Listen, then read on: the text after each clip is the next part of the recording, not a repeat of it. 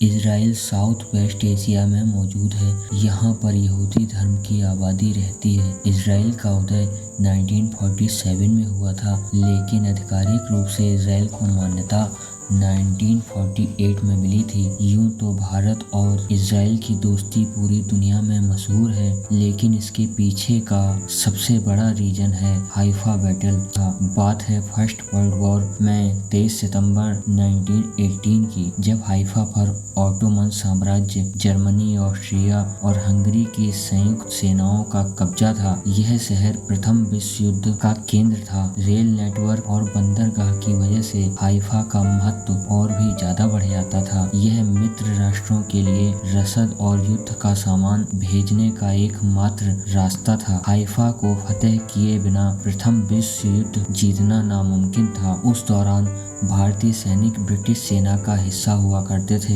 यह युद्ध इसलिए भी बेहद मुश्किल था क्योंकि एक तरफ तो नदी बहती थी और दूसरी तरफ माउंट कार्मेल के पहाड़ों की ऊंचाई थी। बीच में सिर्फ एक सकरा रास्ता था जिसमें से सेनाओं को होकर जाना था। उधर पहाड़ों के ऊपर ऑटोमन साम्राज्य के सैनिकों ने तोपें और मशीन गन से कब्जा कर रखा था। पहले तो अंग्रेजी सेना ने कई बार प्रयास किए, लेकिन हर बार वो ब्रिटिश साम्राज्य ऑटोमन साम्राज्य से हार ही जाता था। फिर उन्होंने बाद में भारत की जोधपुर रियासत, हैदराबाद रियासत और मैसूर से मदद मांगी। इन रियासतों ने मदद के लिए हाँ भर दी। इसके बाद में जोधपुर रियासत के ठाकुर मेजर दलपत सिंह शेखावत के नेतृत्व में यह युद्ध लड़ा गया था, जिसमें ठाकुर दलपत सिंह शेखावत अदम्य साहस का परिचय देते हुए वीर गति को प्राप्त हुए थे। बाद में जोधपुर लांसर ने युद्ध जीत लिया था। इस युद्ध के बारे में आज भी इज़राइल की किताबों में पढ़ाया जाता है और आज भी इज़राइल भारतीय राजपूत सैनिकों के शौर्य को याद करते हैं और उनके एहसानमंद हैं। इज़राइल के बनने के शुरुआती दौर में माने 1947 और 1949 को भारत ने इज़राइल के अलग राष्ट्र बनने के अपोजिट ही वोट दिया था, लेकिन 1950 में फिर भारत ने भी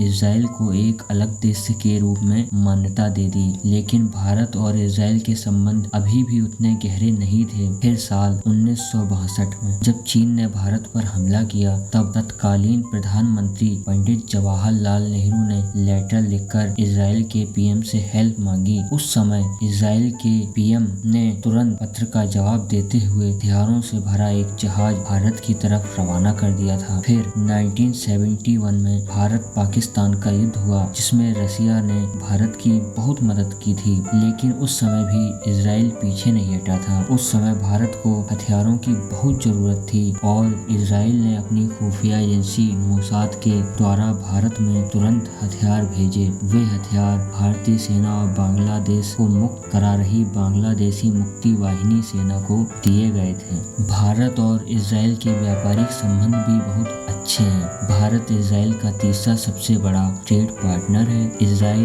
भारत से transport and defence equipment, metals, mineral products, precious stones आयात करता है। भारत के राजनीतिक संबंध भी इज़राइल से बहुत अच्छे रहे हैं। भारत के कई लीडर्स इज़राइल का दौरा कर चुके हैं, जिसमें से राजनाथ सिंह, लाल कृष्ण आडवाणी, प्रेसिडेंट एपीजे अब्दुल कलाम, गृह मंत्री राजनाथ सिंह, प्रणब मुखर्जी, सुषमा स्वराज और पीएम नरेंद्र मोदी ने भी इज़राइल का दौरा किया है। भारत इज़राइल के सैन्य उपकरणों का सबसे बड़ा खरीदार है। रसिया के बाद इज़राइल ही ऐसा देश है जिससे भारत सबसे ज्यादा सैन्य उपकरण खरीदता है। यही सब कारण है कि भारत और इज़राइल की दोस्ती दिन ब दिन बढ़ती ही जा रही है।